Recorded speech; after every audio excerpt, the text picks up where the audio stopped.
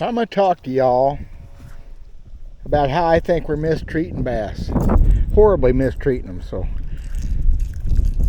especially big ones like this. So I'll be right back. I'm going to talk to you about that and hopefully get some of y'all's attention. What a sweetie. It's going to be one of those days. Come here. We sure can catch the whites.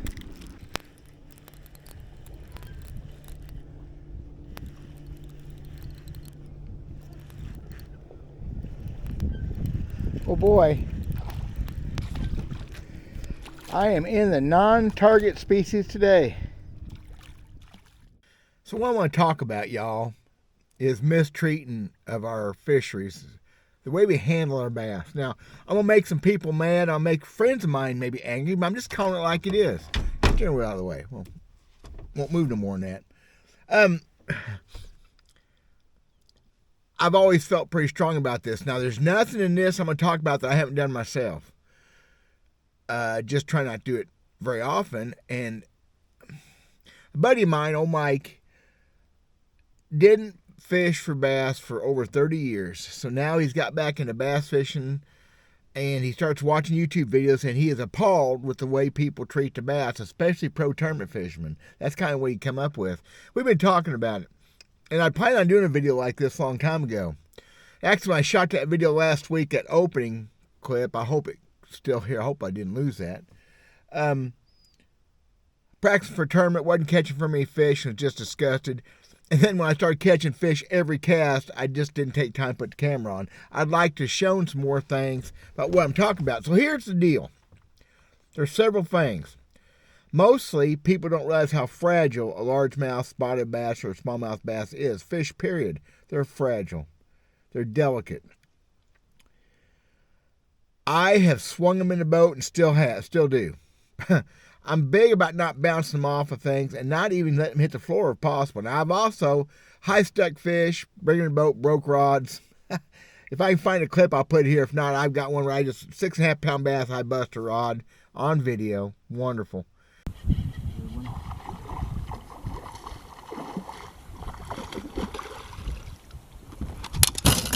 I broke my dobbins.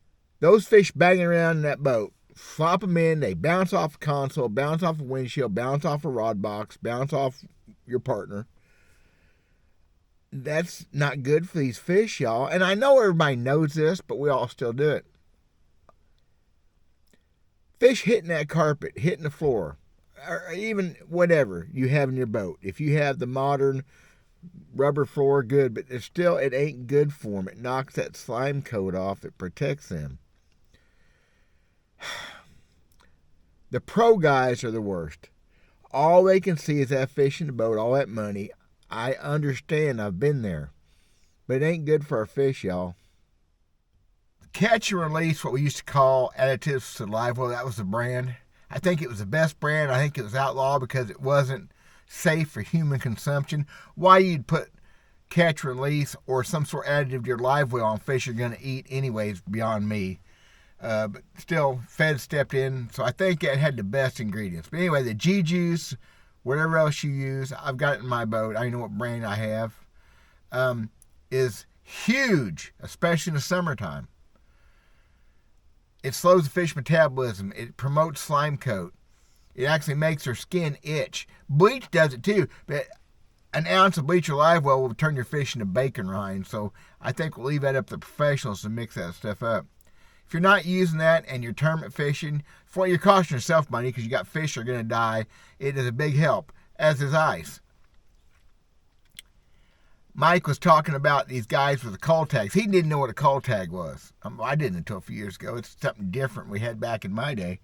He said those guys yanking those fish out by them call tags, bouncing them together. He's right. It's hard to watch. Does that actually hurt a fish or kill a fish? I don't know. Maybe not. There's so many things we do not on purpose that probably hurt these fish we don't even know about maybe. Everybody's done the huge hook set on a 6-inch bass and gave more airtime in a jet airliner flying through the air. It's going to happen. If you're not using additive in your Livewell, you're fooling yourself.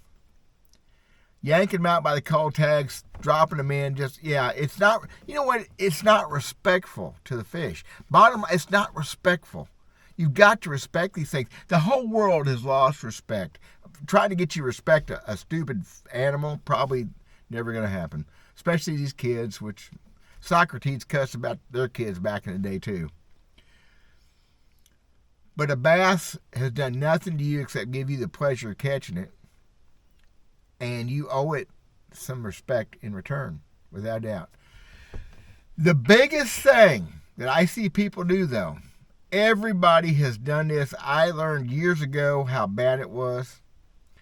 Is when you got that fish in a lip lock for your hero shot, or just pull it in a boat, you cannot bend that jaw back, y'all, and put stress on that fish.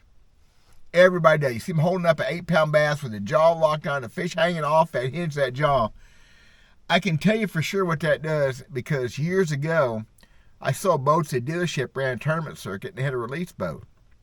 And I watched them big fish in that tank swimming out, their jaws open. They were basically unhinged.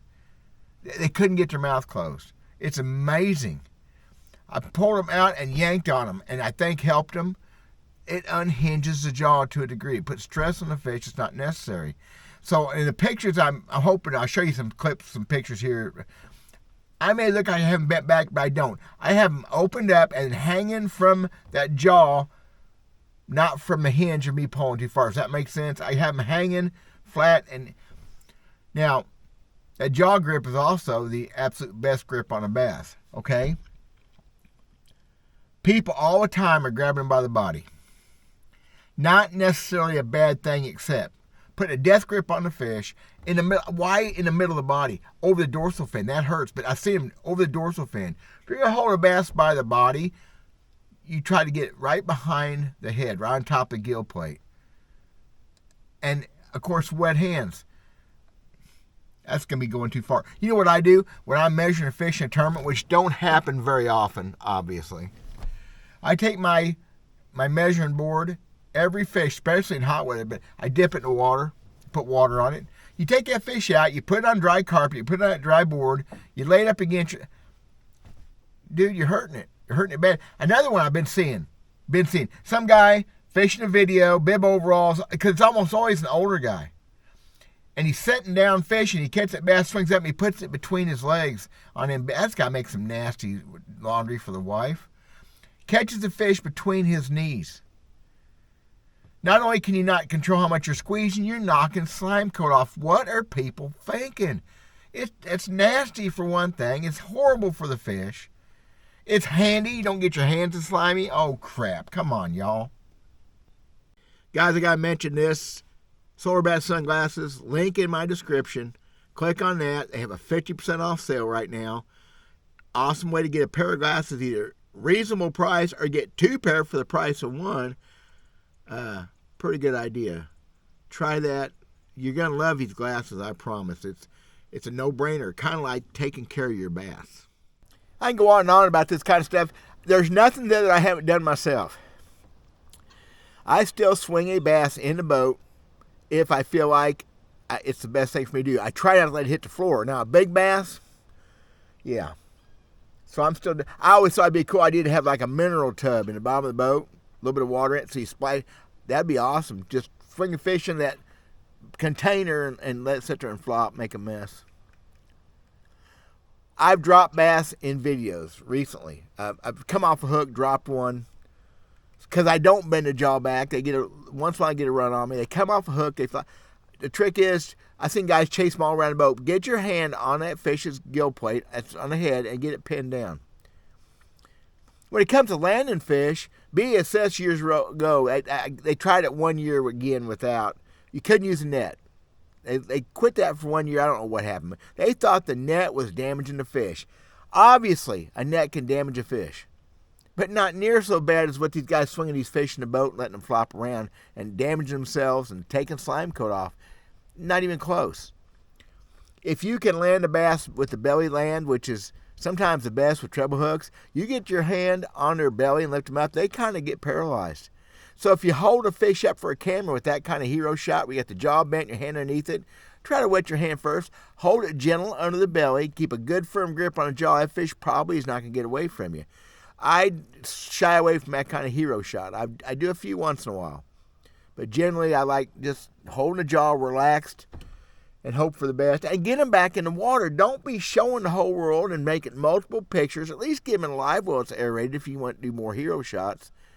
Those fish, as soon as they come out of the water, are drowning. Where we drown in the water, they're drowning in oxygen. They're dying from the second you left them out of the water. They start to die. Did you realize that? Hard on them. And finally, this one, I make this last because I still do this and will probably continue to do it.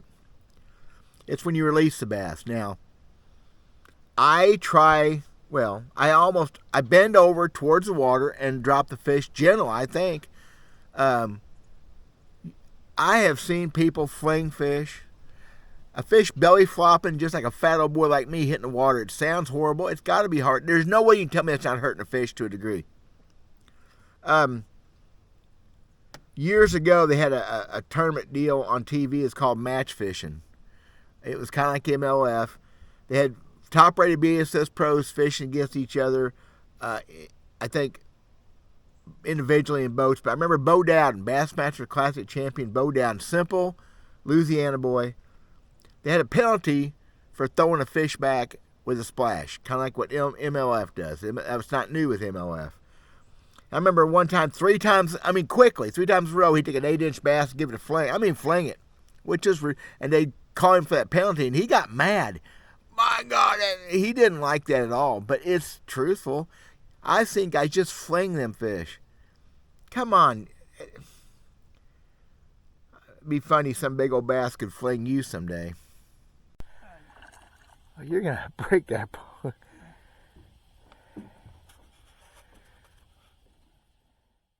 Anyway, just a rant. I got several videos I'm coming up with right now on issues with my fishing and trying to come up with some bait making videos to do for y'all. Not necessarily how to make baits, but how I make baits. I think y'all like them. It's kind of one of my favorite things to do. It's that time of year. It's freaking cold in central Missouri today. Chilly. Hope y'all like this. Let me know what you're thinking. My buddy is perturbed. He does not like what he's seeing on professional fishing, on fishing videos. I watched one a while ago. I clicked on one. Never heard of the guy. Besides the fact they're using forward-facing sonar, which I just can't hardly watch, I watched how they was treating those bass. I couldn't watch it. I watched 5 minutes of it. Between them looking down at that screen and yanking fish in and screaming like little kids and just whatever. That's okay. But you got to take care of the resource, y'all. They deserve it. They deserve our respect. I'm going to stand by that forever. God bless you guys. Thanks for watching. We'll see you pretty soon. Before Christmas, I hope.